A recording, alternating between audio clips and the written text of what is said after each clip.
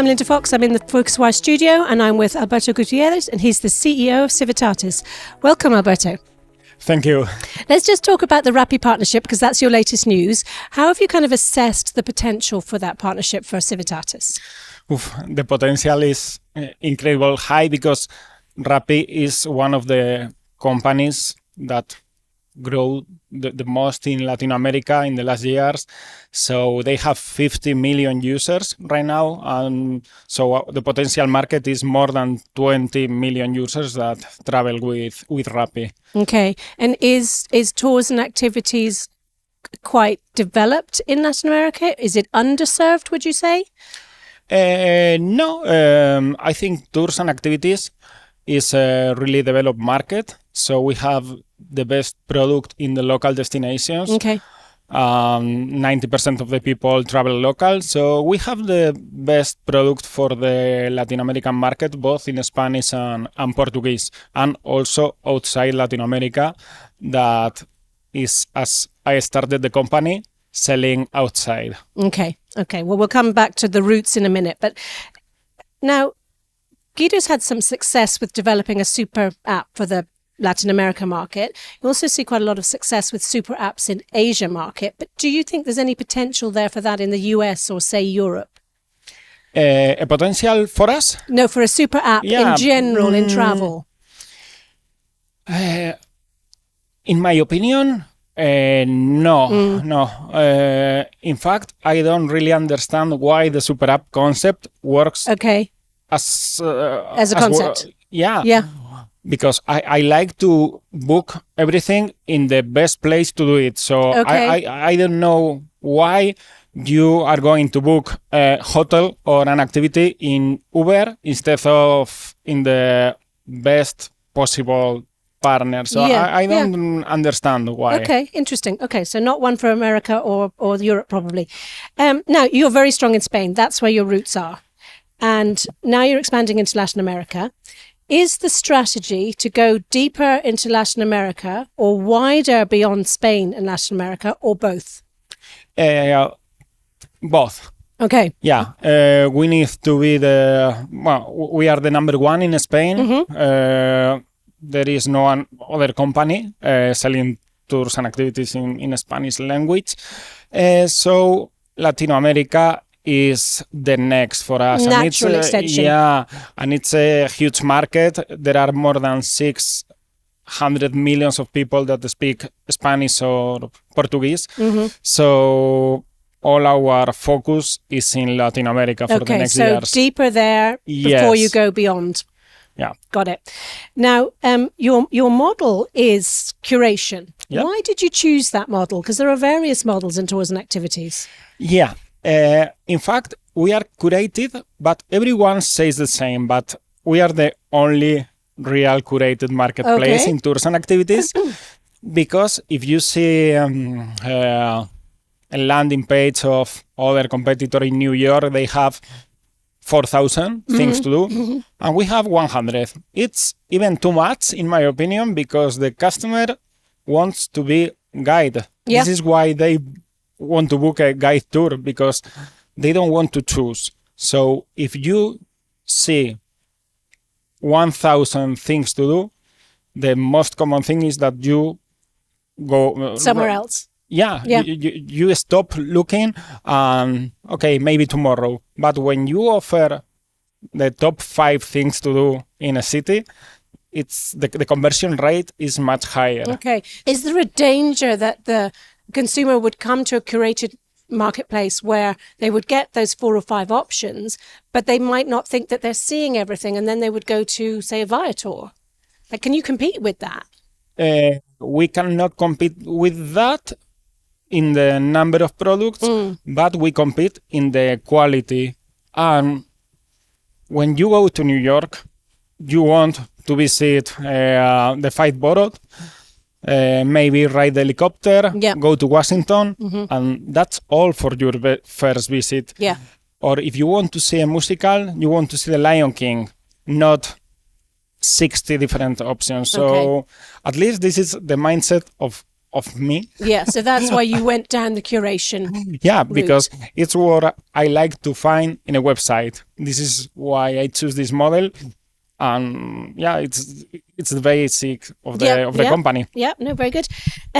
So now you have this brand strength. You know, you have the big pink signs in Madrid, in central locations, and you have the shops.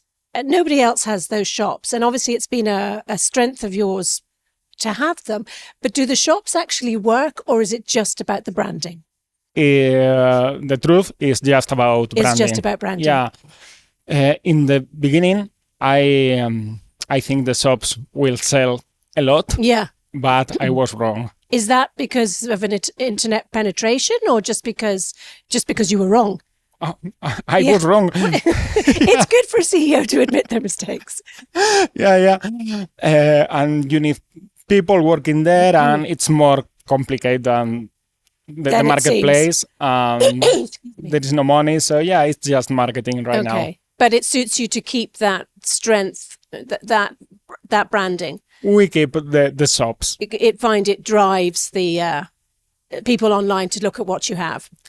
Yeah. There is some cases in Latin America that they ask if you have shops to pay on the spot. Yes, of course. Different payment options. Yes. Yeah, but one case, one couple of Argentina came to Madrid to pay a tour in Egypt. So there is really strange things about the shops. But it's not a good business. Okay. All right. Interesting. Now, what would you say are your current biggest challenges as CEO of Civitatis? The biggest challenge is we grow a lot. So when I was alone for 6 years in the beginning, everything was easy. Yeah, you make all the decisions. Yeah, but now trying to maintain the quality level of the supply, of the website, of everything, maintain the quality level, growing 50% every year, it's difficult. It's harder. Yeah, and maintaining the profitability levels. So, yeah. So more demands on the business and you as the leader of the business. Yes, and you have more availability problems, for example. Because you have to guarantee supply. Yeah, so we grow more than our partners. So, yeah, it's... Okay, interesting dynamics there. Your investor, Vitruvian Partners, recently increased their stake in the company. Does that put pressure on you to, I don't know, to perform to a higher level, to pay them back? You know, what sort of pressures does that put on you? The truth is that I don't feel... You don't? I don't feel pressure. Okay. They're a good partner then? Yeah, they are a good partner. Yeah. They invest in my business because they trust me. Yeah. And how we work. So we don't want to grow more. They just want to be as we did in the past, in the past 15 years. So they're happy with the levels of growth, happy with expansion plans? Yeah, they are happy with the profitability. Okay. They are not investing in hyper-growth companies. They invest more in just growing companies. Yes. 50% every year is really good. And maintaining the EBITDA level. Okay, so good relationship with them then. That's good to know. Now, Airbnb has made a lot of noise about relaunching experiences. Do you think that they have the right ingredients now to get this right? In my opinion, they can do well, but not in they cannot be really big because of this kind of activities. Okay. At the end, you mean like the sort of dining with a local type activity, those sort of it's interesting, peer-to-peer activity. But it's interesting. But people want to go up to the Eiffel Tower, or ride a gondola in Venice. Yeah. So you can say it's better to dinner with local. Okay, maybe for 10% of the people. Yeah. But also these experiences are really expensive, more than the standard ones. So I don't think it's So you have doubts the best about way that to model, do it. yeah? Because I mean, the CEO talks about it being $1 billion business and all of these new sort of strands of business they're going to launch, but you clearly have some doubts about scalability there. Yeah, the good thing is that they can build the supply really fast. Okay. A lot of people want to include the product there, but I think prices are not competitive. Also, it's difficult for the guest to see what they want to book. Well, it's interesting, isn't it? Because you're right. They can build the supply there. A lot of people want to advertise or offer the service, but can Airbnb then drive customers to those services? That's probably going to be a challenge, right? Yes, because it's really fragmented, and it's the same problem as other marketplace that maybe they have 100,000 things to do in New York. Okay, dinner with Jonathan, dinner with a walk with someone. Okay, it's nice, but I prefer our model. Okay, interesting. Well, you would say that anyway. Now, what advice? Because we can do the same. Yeah, but that would be a departure from your current model. But yeah. What advice would you give startups in travel? What's your best advice for startups in travel?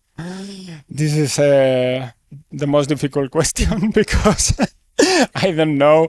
I started 16 years ago. Okay. In fact, I started without a business plan, thinking in a different thing than Civitatis is now. Okay. So for me, the successful was that I can do many things. I am not the best at nothing. So maybe focus on...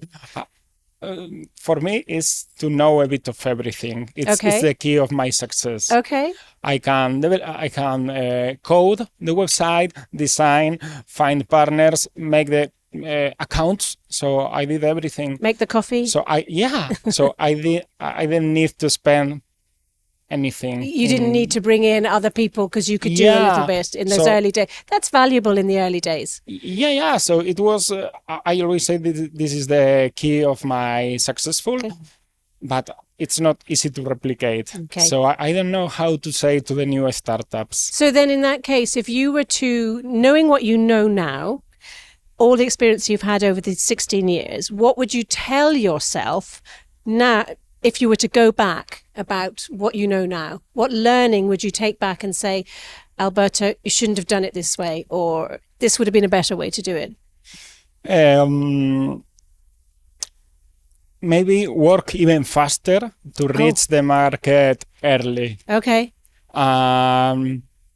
Maybe contract 2 or 3 key people that are working with me right now. It will be helpful to have them 10 years ago. Back then. Very good. Yeah. Okay. What about the AI impact on tours and activities? What are you seeing? What do you think we're going to see going forward? I think the AI is useful for us as a company to help us in a lot of repetitive tasks. Yeah. But not for the final customer. I don't see why the AI should benefit the customer traveler. facing. Yeah. Okay. But it must be quite good for the curation process. You could see an application there. Maybe for other marketplaces that are not curated from the beginning, it helps them to find the best product or whatever. But in our case, that it's done by people. We have more than 50 people searching for the best supply. So then does AI give competitors an advantage because they'll be able to get up to speed with what you've been doing for, the last decade or more? But it's useful for us, for comparing partners in order to see what is the best option for the customer and work with them.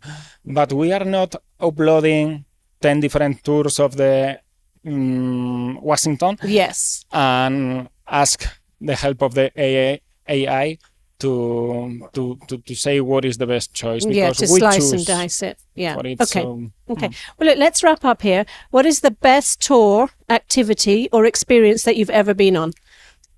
It was the helicopter tour from Kathmandu to the Everest Mount. Wow. Yeah, it's an amazing experience. So because you fly over the Himalayas, and it's incredible. And did you book it on Civitatis? Yes. You did?